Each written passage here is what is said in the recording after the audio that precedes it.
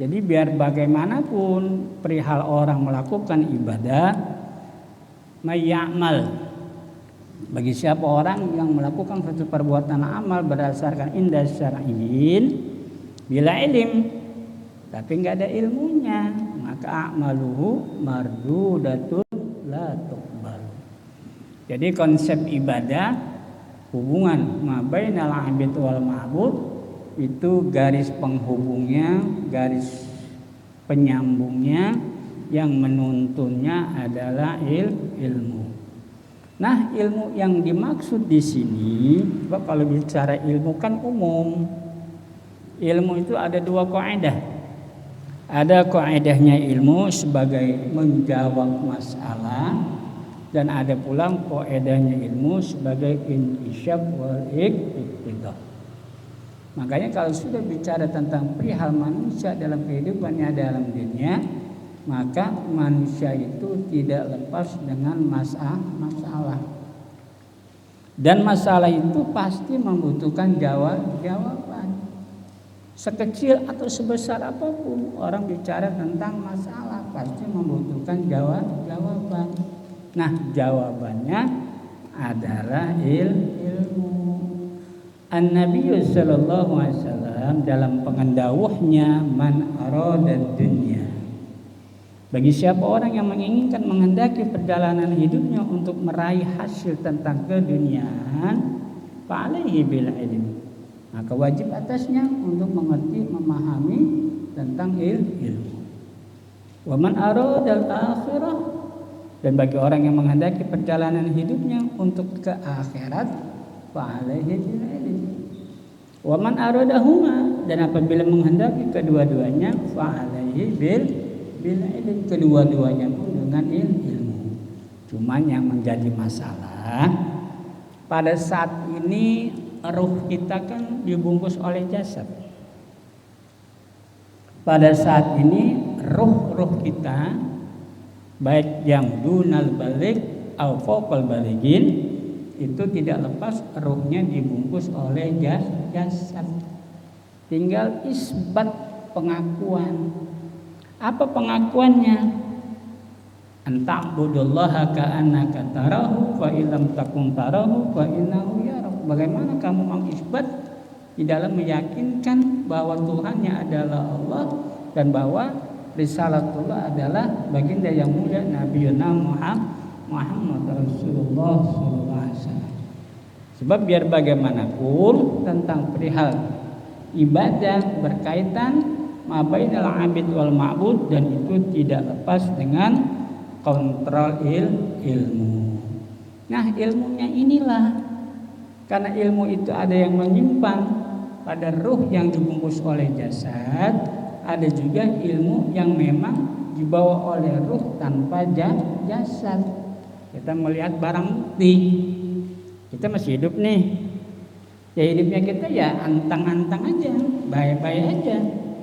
Ya, kemudian di dalam pada diri kita masing-masing ini kita terkena perkara hukum taklif. Perkara hukum taklif itu adalah kamu sudah akilin, baligin, mumayyizin, akil balik, mumayyiz. Kamu bukan lagi seperti anak-anak yang dunal balik. Kamu sudah ketaklif, terkena perkara hukum. Nah, hukum yang kamu tegakkan dalam amaliyah yang disebut dengan amal ibadah itu berkaitan dengan jawareh. Jawareh ini fisik, jawareh ini. Ya. Tapi kita punya skala banding. Kalau kita melihat tentang arkanul wudu, kan min arkanil wudu wa arkanul wudu sittatun. Di antara perkara rukun wudu itu ada 6. Di antara semua yang ada, yang terakhir tatib. Namun di antara awal dan akhir itu ada dengan cara membasuh kedua tangan, membasuh kedua kaki hingga ka'bain, sehingga di atas dua mata kaki. Nah, sekarang kita timbul masalah. Bagaimana itu orang tidak punya tangan dan tidak punya kaki? Kan nggak barang mustahil itu. Ya. bukan barang mustahil. Ya, ada ciptaan Tuhan dalam rupa wujud manusia, tapi nggak ada tangannya. Lantas bagaimana praktek hukum tentang masalah rukun wudunya? Atau nggak ada kakinya, wala tangan wala kaki. Kalau di daerah Banten, kalau nggak salah di daerah Mama siapa? Ada suatu daerah memang disebutnya Kibonteng. Kibonteng itu ada kepala, ada badan, tapi nggak ada kedua kaki, nggak ada kedua tangan. Nah, kan kita mikir, bagaimana cara wudhunya dia? Kalau memang perkara itu harus ditegakkan, makanya amaliyah jawareh, bagian daripada amaliyah jawareh itu yang kita kerjakan, yang kita penuhi permintaan rukunnya itu. Ketika ada sesuatu yang menghalanginya, maka tidak akan terhijab. Lantas yang tidak membuat terhijab dirinya bagaimana? Yaitu hubungan roh. Tentang rohnya seseorang itu. Makanya di dalam tubuh kita ini ada amaliyah yang berbentuk jawareh yang disebut dengan amaliyah syar'iyyin, ada juga amaliyah yang dunal jawareh atau ghairi jawarihin, yang tidak menggunakan jawareh tapi dia menggunakan ruh. Ya, contoh banyak ini kejadian-kejadian orang stroke berat. Ya, pengen dia kalau dibilang kafir, kok nggak bakalan mau itu. Bisa ribut besar itu keluarganya. Ya, ada orang terkena penyakit stroke-nya stroke berat. Jangan lagi berdiri, duduk, angkat badan kaki aja kagak bisa. Tapi disebut kafir nggak mau, atau tidak melakukan ibadah kekeh yang. Maka peranan di sini timbul. Ketika pada saat itu timbul apa itu? Yaitu pengetahuan ilmu yang membawa dirinya untuk ma'rifat kepada Gusti Allah. Maka tujuan hidup kita memang benar. Yang sebagaimana di dalam pengendawa Al-Qur'anul Karim, ma khalaqtul jinna wal insa illa liya'budun. Melainkan kamu difungsikan hidup ini untuk ibadah. Lantas ditanya dengan dan seperti apa ibadahnya kamu? Kita nggak bicara sehat ya. Ada perkecualiannya. Dalam bentuk fisik yang tidak sempurna, dalam fisik yang error, dalam fisik yang idiot, dalam fisik yang kekurangan, ya kita nggak bisa protes. Ya Allah, Engkau curang sama hamba-Mu. Yang lain diberi kelengkapan tubuh, aku tidak. Tuh, nggak bisa protes begitu kita, karena ada istilah kata bahasa kata banyak jalan menuju Roma. Nah, perjalanan ibadah kita ini jangan sampai terkena maneh gara-gara tadi. Tuh. Makanya perjalanan hidup seseorang itu yang lebih utama dituntut untuk ma'rifatullah. Kaifa ta'budu? Lantas bagaimana kamu cara ibadah menghadap Gusti Allah? Malam ta'riful ma'bud, selagi kamu tidak memahaminya, selagi kamu tidak mengenalinya, selagi kamu tidak tasdik untuk mengenal pengertian Tuhan yang hak. Makanya ini diulas berulang-ulang supaya kita enggak kepleset, supaya kita enggak keliru, supaya kita tidak kejebak dengan hal ihwal duniawiyah. Kan sudah diomong di dalam Al-Qur'anul Karim ya, bahwa mal hayatud dunya illa mataul ghurur. Dunia itu jebakan, tapi kamu tidak merasa dijebak. Orang barang semua difasilitasi oleh Gusti Allah, tapi semua juga pasti ditinggalkan. Tidak pernah ada yang dibawa. Nah, ini kalau kita bicara tentang masalah ibadah. Jadi ibadah punya mustaq, yaitu mabainal abid wal ma'bud. Adanya konteks antara abid dan ma'bud. kata pengantarnya adalah ilmu. Ilmu yang bagaimana? Ilmu yang ihdinas siratal mustaqim. Ihdinas siratal mustaqim itu kalimat majas. Semua Al-Quran rata-rata mengandung nilai majas. Ihdinas siratal mustaqim, pengertian lafziannya ya Allah, berilah aku jalan yang lurus. Memang selama kita memandang ke depan apa belok-belok, kan lurus. Andaikan belok paling baik mengarah ke kanan atau mengarah ke kiri. Jadi ihdinas siratal mustaqim, sirat bermakna akidah. Ihdinas siratal mustaqim. Kata-kata sirat di dalam bagian suratul Fatihah min ayatiha, dari kumpulan ayat-ayatnya. Sirat-sirat itu adalah bagi kita kan nganggapnya maknanya jalan. Mustaqim dianggapnya di bahasa mengartikannya lurus, bukan. Sirat-sirat itu adalah akidah. Mustaqim itu bukan lurus tapi istiqomah. Ihdinas siratal mustaqim. Mugi-mugi pangersa Gusti Allah, mudah-mudahan Engkau ya Allah menetapkan akidah yang istiqomah. Memang kita ke akhirat bawa apa sih? Bawa amal. Dan segede apa ya amal yang kita punya? Coba hitung.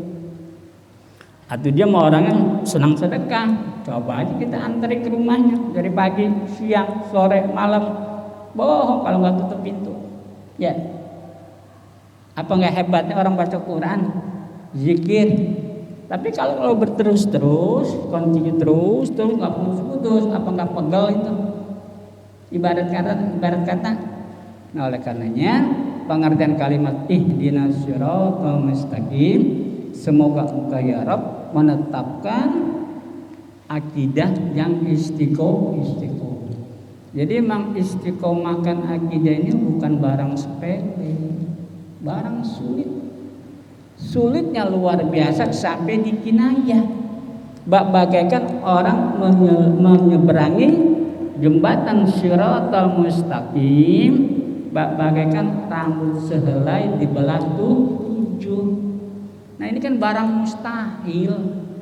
Saking berat-beratnya perjalanan hidup manusia untuk menempuh akhirat sampai dikinayah. Melintasi jalan sirat yang ibaratnya rambut sehelai dibelah tuh. Lah kita kan punya akal, akhirnya kita mikir. Jangankan lagi manusia yang dikasih akal berpikir, kebo suruh lewat, ada lintasan kali panjang 4 meter, kasih bambu sehelai atau sebilah bambu nih yang bulat yang gede, bambu betung, coba kebo suruh lewat, nggak disepak itu udah bagus sama dia. Ya coba aja praktekin, kebo ayo lewat. Kebo ayo lewat, kata kebo gua nggak sepak udah bagus loh. Ya karena apa? Menggambarkan begitu sulitnya perjalanan menempuh perjalanan ukhrawiyah. Tapi oleh kebanyakan kita diiming-iming tuh. Oleh kebanyakan kita diiming-iming. Berbuat amal begini nanti surga Firdaus, berbuat amal begini surga Naim, berbuat amal begini surga Jannatul Ma'wa, diiming-iming. Padahal Masya Allah ke akhirat kelak nanti kita itu yang kita butuhkan adalah membawa siratal mustaqim, akidah yang istiqomah. Mau ngebawa apa kita coba? Pikir-pikir matang-matang. Ya. Kita ini manusia melakukan perkara ibadah yang memang ibadah itu nggak berat apa. Melek bangun qiyamul lail aja kita luar biasa susahnya. Padahal pada bab ini udah sangat enak itu. Babus sholati tatawwu, bab yang menceritakan tentang perihal sholat sunnah di luar sunnah rawatib. Kalau sunnah rawatib itu untuk melengkapi perkara sholat wajib atau sholat fardhu ain. Fardhu ain itu nggak bisa digantikan. Kalau fardhu kifayah bisa digantikan atau diwakilkan, tapi fardhu ain nggak bisa, harus maju sendiri. Nah di situ kita sadar banyak kekhilafan, banyak kekurangan, banyak hal-hal yang membuat kita ghaflatun, nisyanun dan syahwun. Ghaflatun, nisyanun, syahwun itu udah wadiyahnya bangsa manusia atas kita bangsa makhluk dalam rupa wujud manusia. Emang sudah dipernahkan oleh Gusti Allah ghaflatun, nisyanun, syahwun. Nah, sehingga dalam perjalanan ghaflatun, nisyanun, syahwun ketika nerap wakil pada perkara perintah sholat 5 waktu, nah di situ diadakanlah qobliyah, ba'diyah. Ada qobliyah seperti subuh, ada qobliyah ba'diyah seperti zuhur, ada qobliyah seperti asar. Qobliyah ba'diyah selainnya maghrib dan isya. Nah, itu namanya sunnah rawatib. Ada sunnah tapi bukan rawatib, namanya tatawwu. Kalau rawatib itu ngikat terhadap perkara sholat fardu, itu namanya rawatib ngikat. Tapi kalau tatawwu dia tidak mengikat, artinya memiliki referensi waktu yang bebas, artinya boleh pilih. Kalau di antara fawqal isyraq, antara waktu yang melibatkan waktu duha, maka lakukanlah sunnah duha. Sunnah duha rata-rata 8 rakaat. Yang namanya perkara sunnah itu afdol rakaatain, dikerjakannya 2 rakaat. Sekalipun ada sholat sunnah yang 4 rakaat, cara sholat tasbih. Sholat tasbih ada yang kategorinya dikerjakan di waktu malam, ada juga kategorinya yang dikerjakan tidak di waktu malam. Nah sehingga referensi baik siang maupun malam maka diwujudkanlah, lebih diutamakan 2 rakaat. Ada sholat sunnah safar, ada sholat sunnah isyraq, ya, di mana timbul matahari dan terbit. Ada terbitnya matahari kizib, ada sholat sunnah kita melakukan di dalam pekerjaan 2 rakaat. Ada juga sholat sunnah awabin. Sholat sunnah awabin itu mabainal maghribain, waktunya dibatas antara maghrib ketemu isya. Tapi ada juga pekerjaan sholat yang memang diutamakan dalam Al-Quran, wa minal lail, dari perjalanan waktu di malam hari, fatahajjat bihi nafilatan lak asa yab'asaka rabbuka maqaman mahmuda. Manakala kau istiqomahkan, kau dawamkan, kau senantiasa lazimkan di dalam melakukan sholat sunnah 2 rakaat atau 4 rakaat, dalam bahasa kita qiyamul lail atau sholat tahajud, asa. Kalau bahasa orang Sunda mah menawi. Tapi kan nggak bisa hubungan kita kepada Tuhan disebutnya menawi. Karena apa? Berwujud kita kepada Tuhan adalah hakul yakin. Ya, hakul ya lah menawi mudah-mudahan. Masa kepada Allah mudah-mudahan? Ya. Kalau kita kepada sesama baru mudah-mudahan. Dan ada bahasa kata insya, tapi kepada Gusti Allah nggak bisa menawi. Hakul yakin. Kan diomong wa'bud rabbaka hatta ya'tiyakal ya. Masa kepada Allah menawi, setengah perjalanan yakin, setengah perjalanan enggak. Ya, nggak bisa, itu dierat atau dinakdu jadi batal. Maka urusan yang berkaitan kepada hubungan kita kepada Gusti Allah itu pakainya hakul yakin. Referensinya ilmu yakin, ainul yakin sampai tasdik hakul yakin. Jadi perjalanan ibadah yang mustaqnya mabainal abid wal ma'bud, tali pengikatnya adalah ilmu. Nah sekarang kita berbicara tentang akhlak. Ya, diulang lagi ini supaya matang, sebab kita kadang-kadang kejebak di mana ada perkumpulan taklim, pengajian dan lain sebagainya, suka membawa kata-kata akhlak yang gambarannya itu akhlak itu diumpamakan bagaikan adab, sopan santun, perangai, budi pekerti. Dia anggapnya akhlak itu seperti padahal bukan. Masa iya omongan Rasulullah wa istu biutamma makarimal akhlak, cuman segera ngelewat orang lagi ngobrol, punten permeos, udah kelewatan. Yang dipermeosin orang-orang munafik lagi, kan nggak makul, akalnya nggak nerima. Sekalipun bahasa adab, tapi kalau dikaitkan seperti itu kepada Rasulullah, nanti martabat nabinya jadi jatuh. Tuh, sama orang minum aja tuh ngelewatnya pakai permisi, apa enggak hebat itu orang itu akhlaknya, apa enggak ngejatuhin martabat nabi ini? Padahal di lingkungan orang lagi mabok, atau di lingkungan orang yang lagi mesum, ya, dan lain sebagainya. Jadi bahasa akhlak itu mustaq daripada kata khaliq dan makhluk. Referensinya cuma satu, yaitu Rasulullah. Kalau ibadah, referensi pengikatnya ilmu, ya. Tapi kalau akhlak, referensinya adalah Rasulullah itu liutamima makarimal akhlak. Lantas, seperti apa itu akhlaknya Rasulullah kepada kita umat?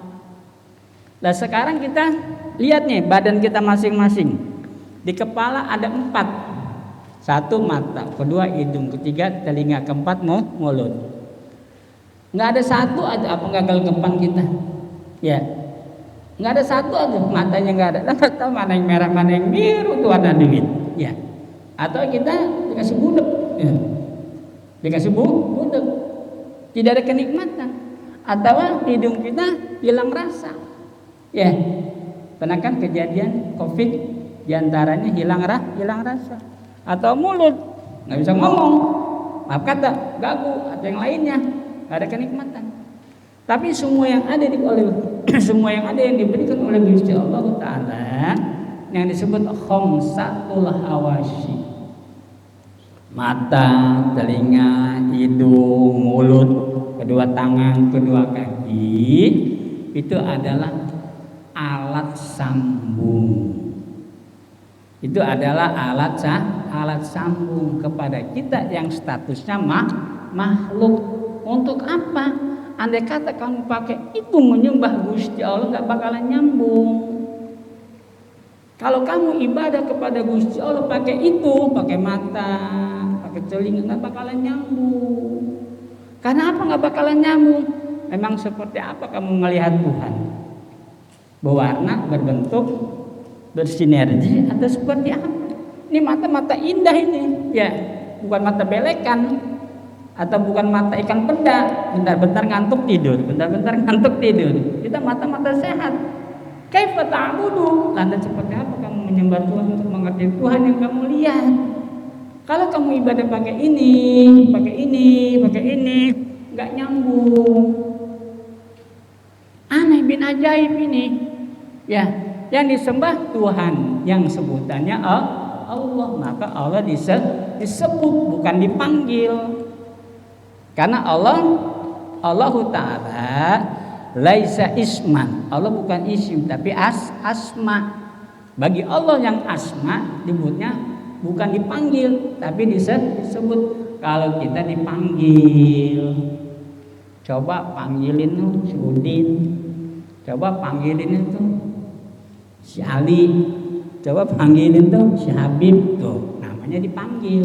Tapi kalau Gusti Allah bukan dipanggil tapi disebut. Sampai-sampai pada prakteknya kalau orang mau meninggal dunia kan disuruhnya nyebut itu Pak, Bu, Pak D, Bu D, Bu Le, Pak Le, nyebut. Nah kita bingung yang mau disebut apa. Apa ini?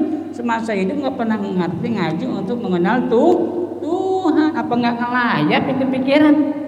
Bohong kalau nggak ngelayap, pasti ngelayap itu.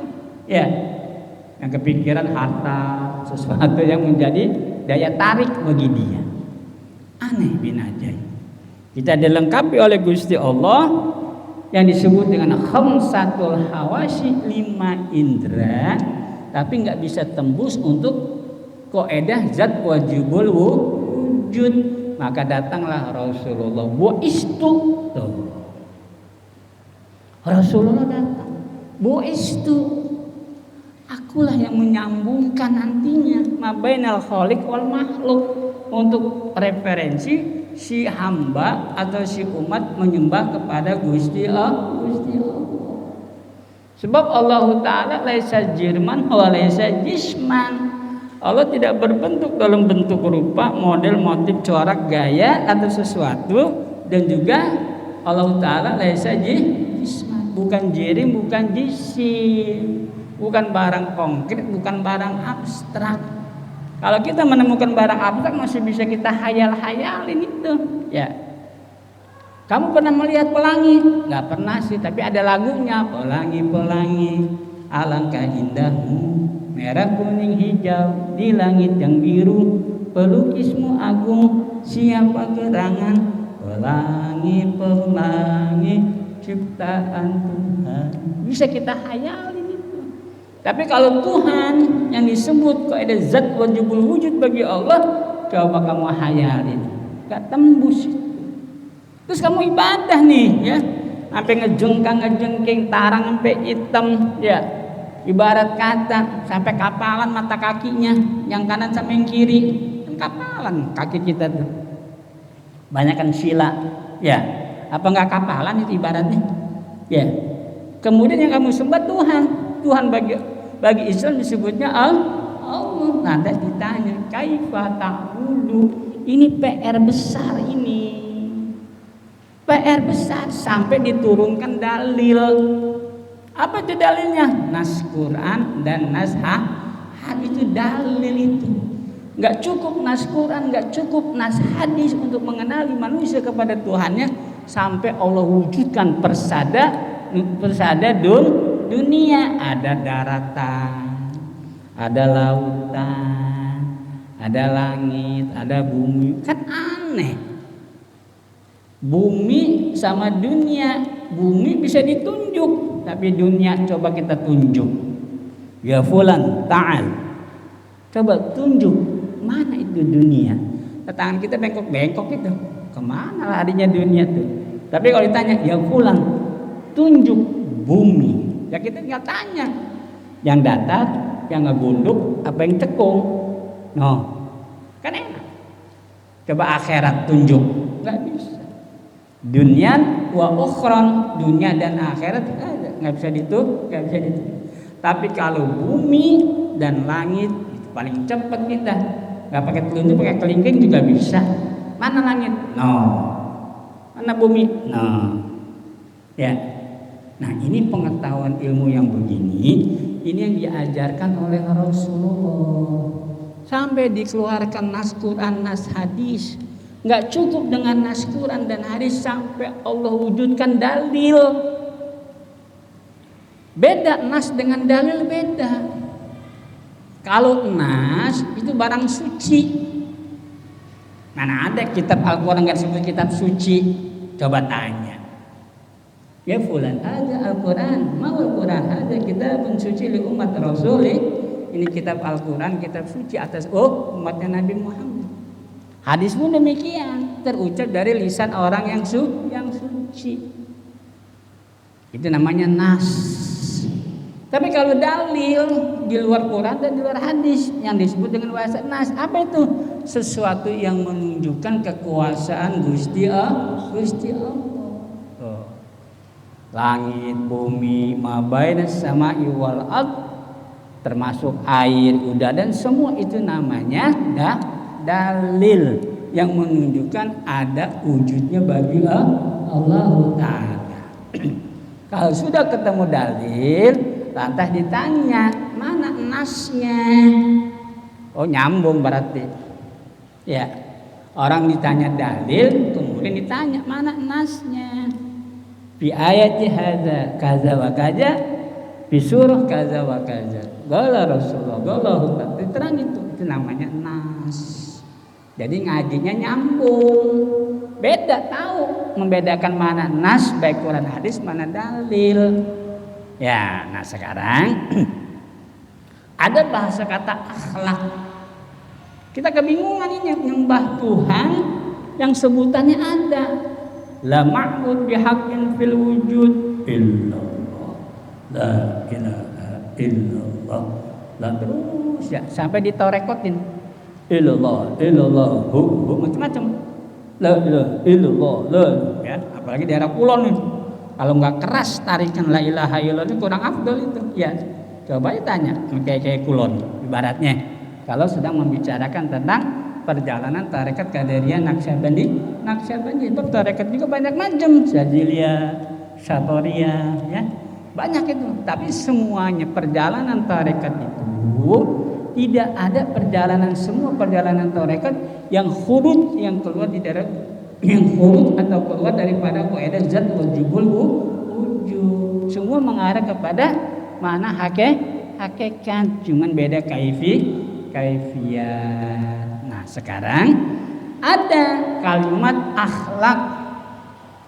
Tapi yang namanya barang dipinjam, betah kan nggak dipulangin.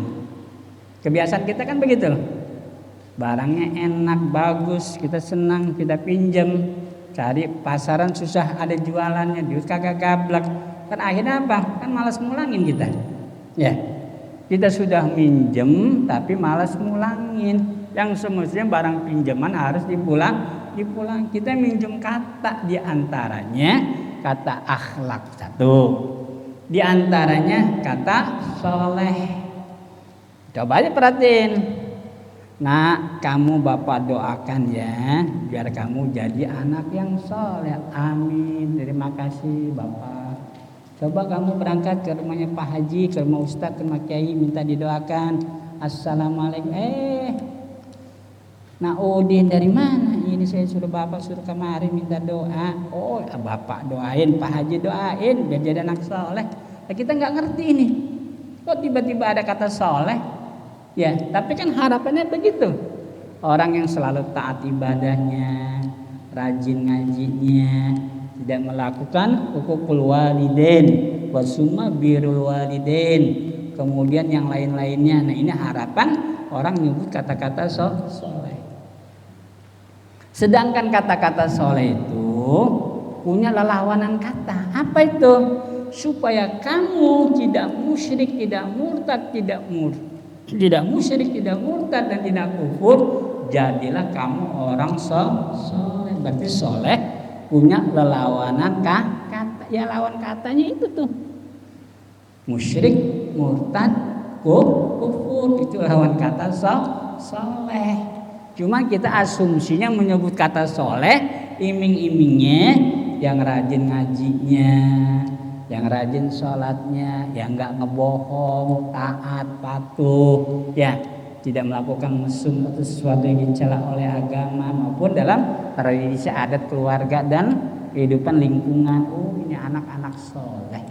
Padahal itu pinjam kata alias pinjam kalimat, sama dengan kata akhlak. Kita pun menyebut kata akhlak begitu. Dasar ini orang nggak punya akhlak tuh, ya. Padahal orang-orang Arab nggak pernah nyebut kata akhlak. Ada mafi adab. Tuh. Oh, ini orang nggak punya adab ini. Tuh. Beda kata adab dengan kata akhlak. Kalau kata akhlak kaitannya mabainal khaliq wal makhluk, antara sang pencipta dan yang diciptakan. Nilai referensinya tentang perkara masalah ibadah.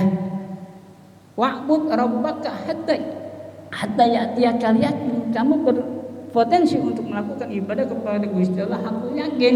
Cuman kita nggak ngerti karena mata kita nggak tembus.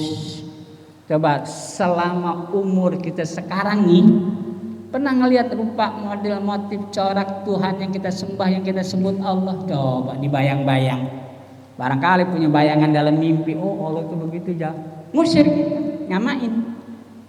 Ya, atau ada suara yang terdengar bagaikan kalamullah Musa takliman, seperti Allah mengadakan satu komunikasi kepada Allah di Gunung Tursina. Nggak bisa, musyrik juga kita menganggap ada suara. Sebab yang namanya suara pasti berbentuk dalam bentuk baik harkat lafaz maupun sesuatu yang berbunyi. Masa Tuhan seperti itu? Mustahil. Mustahil. Jadi perkara urusan ibadah ini pelik ini ya. Ya kalau pandangan syariahnya sih gampang.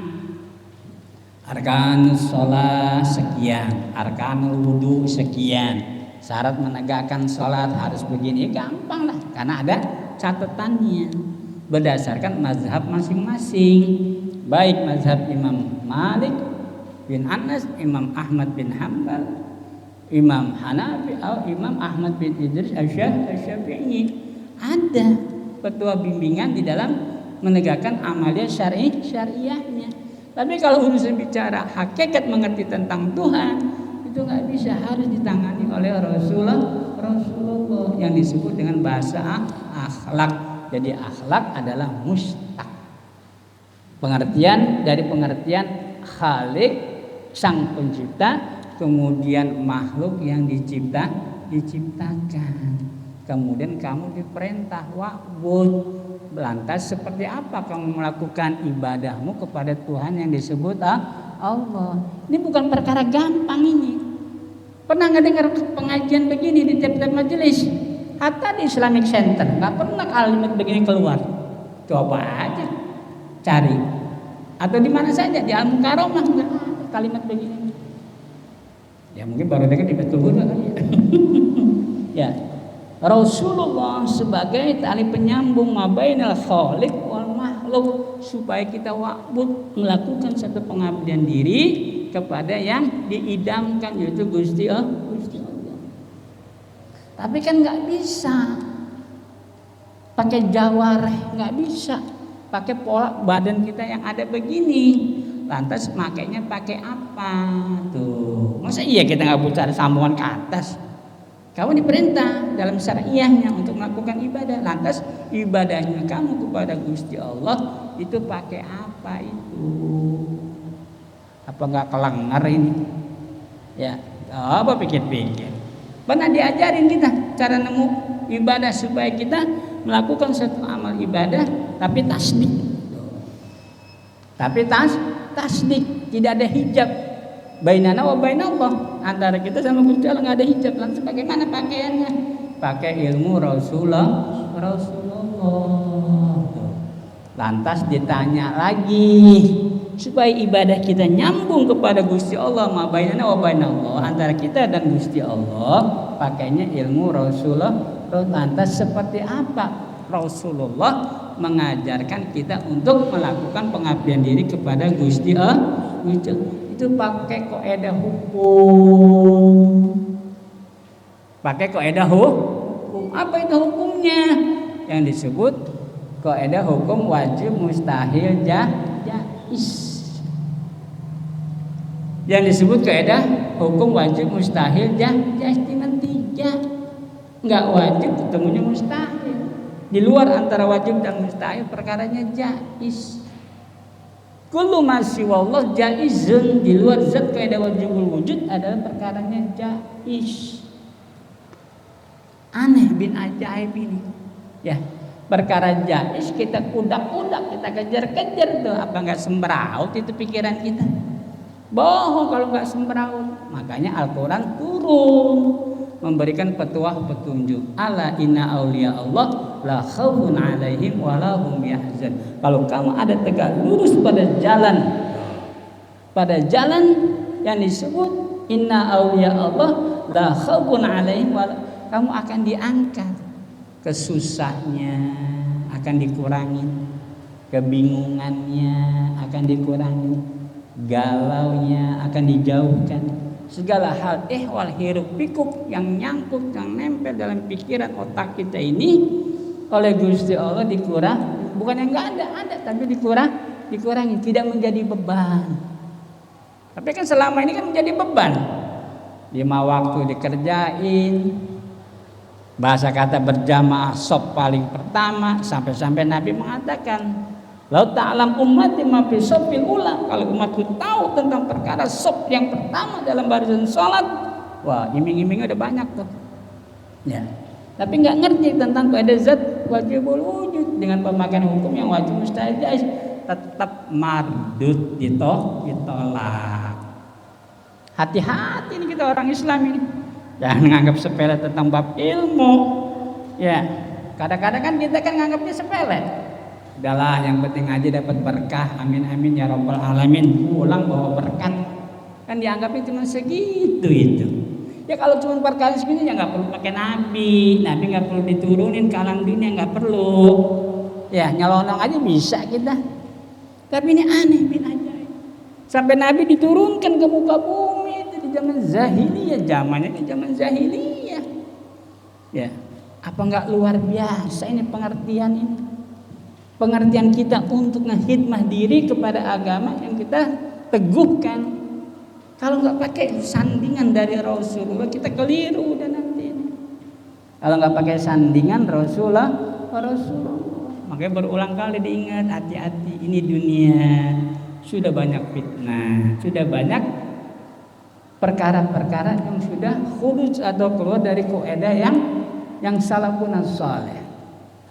Bahkan di dalam maqalatil ulama diterang itu, ya dijelaskan. Fattabi salih mimman salaf wajadi bil bid'ata mimman khalaq. Kullu bahsin khalaqal manqulat la yultafat ilaihi wa jalla qailu wa dhahara dalilu. Orang sudah teriak tentang bicara agama ini udah nggak kagok. Cara dalil bicara udah nggak kagok. Tapi sekalipun bicara nas maupun bicara dalil yang sudah tidak kagok, tapi nggak nancep nurnya Rasulullah. Panah kita bawa, gendewanya kita bawa, manjangan deket kita timpah itu, ya kita lepasin itu anak panah, kena tapi nggak nancep. Tuh, apa nggak kabur itu manjangan? Ini kan nancepnya ini yang susah ini, ya. Nancepnya bagaimana ilmu itu biar nancep di kolbu. Ini yang perkara yang susah ini, bukan terdengar dan nyampe nya terdengar. Masa ya sih suara begini gede nggak kedenger? Ya, apa nggak nyampe di hati kita nyampe? Tapi nancepnya belum tentu. Nancepnya ini yang jadi masalah ini. Ya, makanya oleh Nabi diomong terus. Jangan sampai kita bosan duduk ngaji. Kenapa? Nancepin nurnya Rasulullah bukan perkara gampang. Ya, makanya kita alhamdulillah bahwa ada pengertian ibadah hubungannya mabainal abid wal ma'bud, ada pengertian akhlak hubungannya antara khalik dan makhluk, had wasatnya adalah Rasulullah. Kalau ibadah had wasatnya adalah ilmu. Bagaimana cara kita menancapkan itu tuh? Ya supaya nancep. Sebab kita ya Rabbi, ke akhirat itu nggak ada yang dibawa. Ya, kita di akhirat nanti kan sudah jadi dalil. Bangkai badan kita dipendam di Budi Dharma atau di pemakaman keluarga, kan ruh yang dikembalikan. Nah sekarang jadi pertanyaannya, ruh ke bawah apa itu? Syariatnya kan udah selesai, syariatnya udah selesai, udah dipendam di dalam kubur berikut bangkai-bangkainya itu. Oh berarti si roh itu membawa akidah, maka diomong dalam kehidupan kita orang-orang yang beriman, hidup yang kita jalanin ini adalah pembawa amal, perjalanan akhiratnya membawa akidah. Boleh juga diomong hidup bagaimana amal, akhirat bagaimana akidah. Pegang. Hidup bagaimana amal. Sekarang kita praktekin. Di lingkungan kita senangnya pada apa? Pengen dihadiahin, hadiahin. Yang ada kan puji-pujian. Ya, alem-aleman, sanjung-sanjungan. Kalau berbalik, apa yang ada? Kan cacian.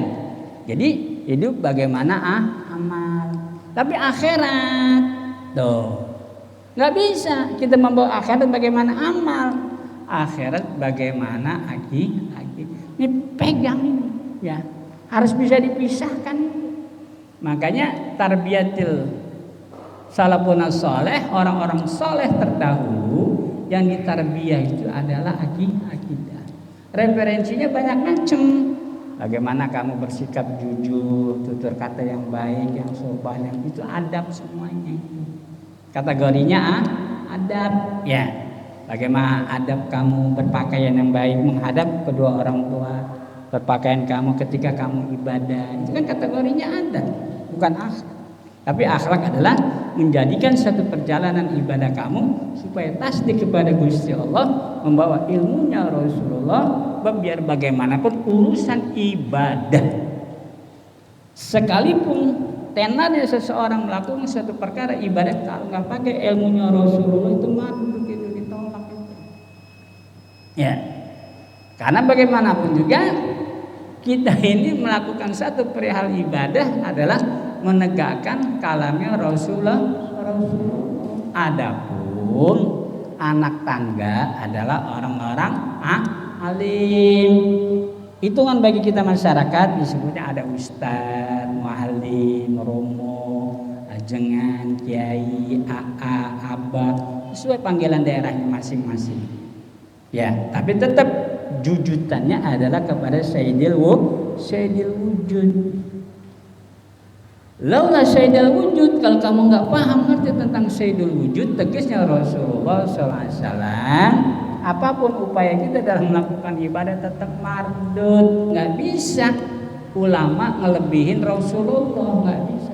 Hatta wali nggak bisa, tetap tahta liwa'i, semuanya ada di bawah Rasulullah.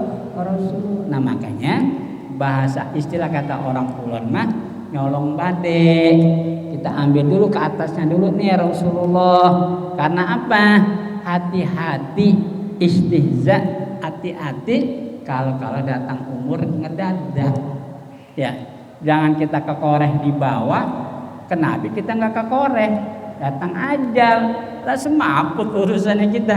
Ya, makanya di kalangan para ulama-ulama itu selalu menggiringnya ke Rasulullah dulu, dibawa ke Rasulullah dulu. Takutnya begitu. Kan ada banyak cerita. Baru kemarin ketemu di Musyibatul Huda meninggal dunia tuh. Padahal dia belum ngebahas tentang pengertian isbat risalah bi Muhammadiyatin Sayyidil Wujud. Apa enggak gelegepan ini? Sebab kita hidup ini cuma membawa satu PR. PR-nya apa? Bagaimana supaya kita selamat di akhirat. Sampai-sampai diomong dalam doa, ya Rabbana ini as'aluka salamatan fid din wa dunya wal akhirah. 3 momen. Ya Allah, berilah kami keselamatan fid din dalam agama, wa dunya dalam urusan duniawiyah, wal ukhrawi akhirat. Nah, kita mikir, kamu selamat apa ini? Ada perampok dikepung, tiba-tiba nggak ketangkep, apa dia ucap? Alhamdulillah, jampe kiai kulon hebat, saya selamat dari kepungan tuh. Dia ngucapin alhamdulillah, padahal bajingan tengik gitu. Aneh bin ajaib ini. Ada kan perampok, ya, atau satu pelaku makar, dia lolos dari kepungan masyarakat, setelah dia lepas bebas, apa yang dia katakan? Alhamdulillah, saya selamat. Kan aneh, kata-katanya selamat tuh. Ya, alhamdulillah, tapi pakai kata-katanya selamat. Yang diharapkan kalimat yang kita minta, ya Rabb ini as'aluka salamatan fid din wad dunya wal akhirah. Kata-kata selamat ini adalah tentang pengertian Tuhan. Ya Allah, selamatkan aku dalam akidah, dalam rupa wujud agama. Selamatkan aku pula ya Allah daripada perkara hal ehwal kebutuhan duniawiyah. Karena apa? Umumnya perkara dunia itu khuruj, membawa kepada nilai-nilai kemusyrikan, tapi kita nggak sadar. Kan sudah diomong, wa mal hayatud dunya illa mata'ul ghurur. Dunia itu kehidupan, tapi kamu di apa bahasa kata direjeng gitu ya. Dunia memberikan kehidupan, tapi kita direjeng supaya masuk ke arena musyrik. Nauzubillah min dzalik. Kemudian wa nas'aluka ya Rabb salamatan fil akhirah, salamatan fid din wad dunya wal akhirah. Itu satu garis lurus itu. Antara din, dunia sama akhirat satu garis lurus. Pengertiannya nggak beda. Agamanya supaya akidahnya lurus. Urusan agama ini kan macam-macam ini. Ya, yang membawa keadaan umat jadi oleng. Dunia demikian, akhirat pun demikian. Kan ada omongan baginda Rasulullah SAW. Kamin amalin yatasawwaru min amali dunya summa sara min amalil akhirah wa aqsu kadzalika min amalin yatawassaru min amalil akhirah summa sara min amali dunya. Jiga-jiga cek orang Sunda nama jiga-jiga pegawaian dunia tapi ngerujukna ke amalia soleh akhirat.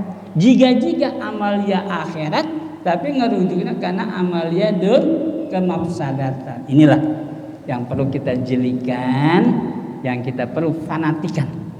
Jadi bahasa fanatik dalam agama itu bukan kita nggak boleh bertetangga, berteman dan sebagainya. Fanatik dalam urusan akidah, nggak boleh mukhalid, nggak boleh campur. Ini bahasa agama, akidah. Makanya bahasa Habib Umar bin Muhammad bin Salim bin Habib diterima di kalangan ini, diterima. Karena apa? Busyrolana. Karena agama itu membawa kabar gembira. Agama itu membawa kabar gembira. Tapi di luar konsep agama membawa kabar gembira, kamu tetap monoton hubungan bainana wa bainal. Makanya ada bahasa kata hablum minallah, wa ada juga kata hablum minannas. Hablum minallah hubungan kita kepada Gusti Allah, hablum minannas hubungan kita kepada Rasulullah. Manusia yang lain bagaimana? Ya itu mah implik-implik lah, bahasa kata pelengkap. Gak mungkin lah bahasa hablum minallah, hablum minannasnya tetangga, depan belakang, kanan kiri, orang kenalan jauh, orang kenalan dekat. Lah ada urusan apa kita sama dia? Yang kita ada urusan kita sama Rasulullah. Berarti hablum minannas, majas mursal min bab itlaqil am wa iradatil khas. Yang diucap umum tapi alal maksud adalah Rasulullah. Cara anak manggil bapak lah, semua kan pada nengok. Ini kan bapak semua ini. Bapak, lu manggil gua? Enggak, bapak lah, gua lelaki, bapak dipanggil. Kata anak kita apa? Itu. Tuh, ya.